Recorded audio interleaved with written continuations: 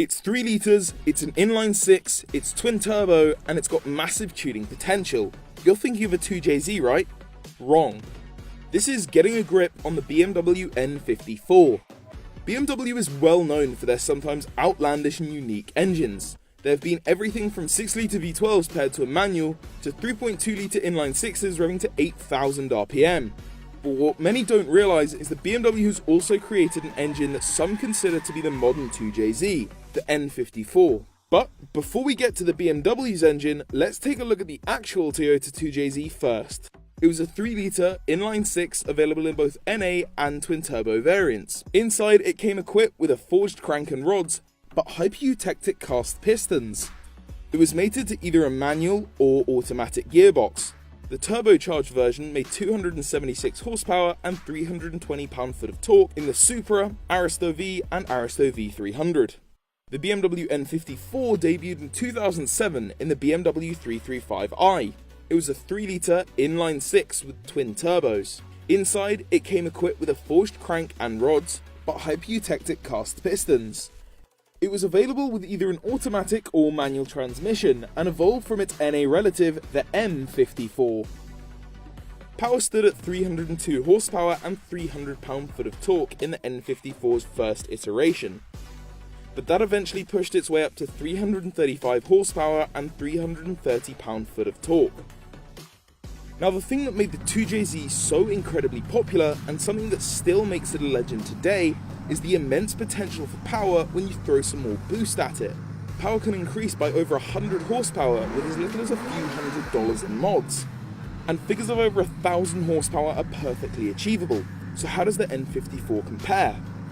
Just like the 2JZ, swapping to a larger single turbo is a common practice and can turn the N54 into a monster of a power plant.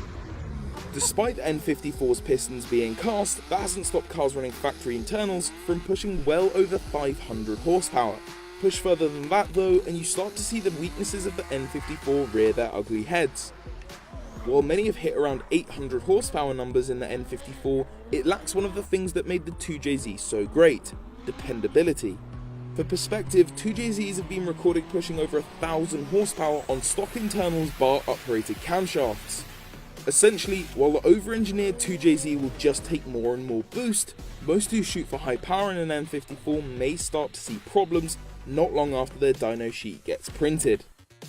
Up until a few years ago, the N54's management system was locked, so tuners weren't able to get in and play with the mapping. Due to this, piggyback and standalone ECUs are a popular modification to start gaining more power. We're not trying to say that they're identical here. There's a 15-year gap between the engines, so they're always going to have differences. Some of these differences include that the 2JZ has an iron block, while the N54 has an aluminium one. The 2JZ uses port injection, while the N54 uses direct injection. 2JZ uses sequential turbos, N54 uses parallel turbos. While the 2JZ only added single camshaft VVT in late 1997, the N54 has dual VVT as standard. Before you run out and start swapping N54s into everything you can get your hands on, it's worth noting that they have their fair share of problems. N54 side effects may include but are not limited to high pressure fuel pump failure, turbocharger failure, wastegate rattle, leaky fuel injectors, leaking boost, charge pipe failure, valve cover oil leaks, carbon buildup, fan or solenoid failure, and water pump failure. Please see a trained professional if you experience any of these problems. Terms and conditions apply. You might think that with such a long list, it's an engine worth avoiding. However, each of these are either preventable or fixable, so it's not worth writing off. So while the N54 may not be the dependable workhorse the 2JZ is, it's an easily sourceable turbo inline 6 that takes the tuning like an MR2 takes the snap oversteering into a tree.